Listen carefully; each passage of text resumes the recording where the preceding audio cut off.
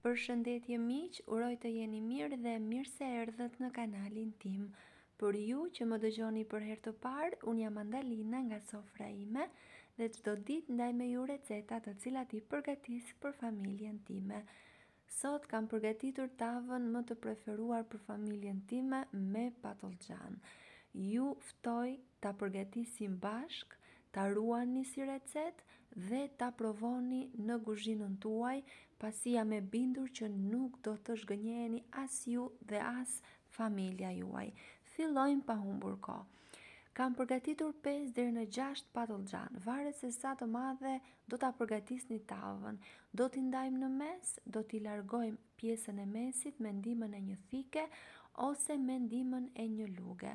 Kini kujdes, pasi nëse patollxhanët kanë shije të hidhur, duhet i vendosni pak minuta me ujë të nxehtë dhe me krip në mënyrë që të largohet shija e hidhur. Patollxhanët që unë kam janë mjaft të ëmbël, unë i blej gjithmonë në të njëjtin vend në treg dhe nuk është e nevojshme asnjëherë që ti vendos në ujë pasi nuk kanë shije të hidhur.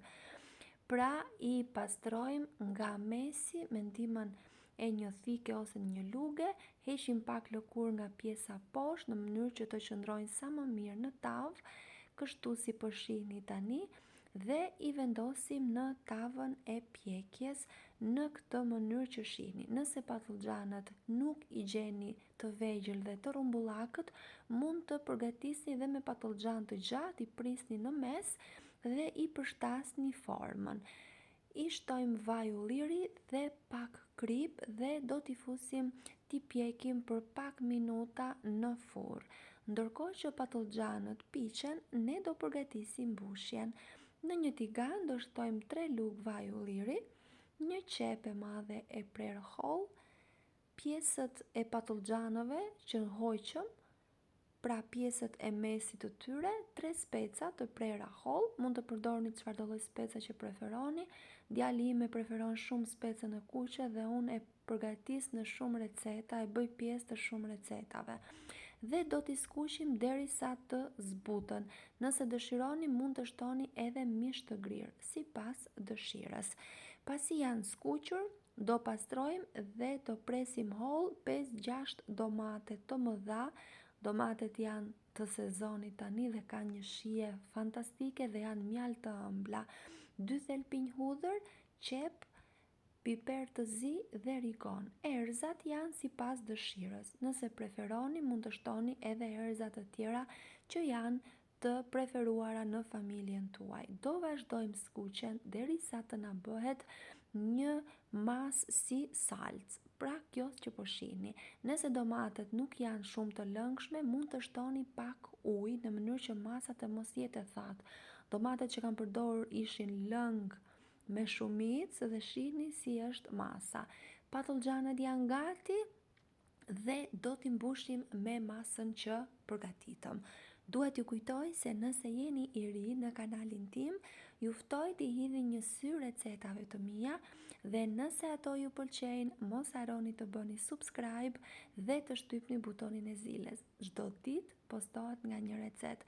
Prandaj mos i humbni recetat e mia pasi janë të thjeshta, të shpejta dhe mund t'i përgatisni mjaft lehtë në kuzhinën tuaj me pak përbërës. Vazhdojmë mbushjen e patollxhanëve. Për masën që do të proj e vendosim në hapësirat mes tyre. Nuk dua të harroj pa thënë se është kënaqësi për mua të mësoj se nga cili vend i Shqipërisë apo i botës më ndiqni. Nëse dëshironi mund të ma shkruani në koment. Është kënaqësi e madhe të mësoj se nga cili vend jeni duke i parë dhe duke i ndjekur recetat e mia.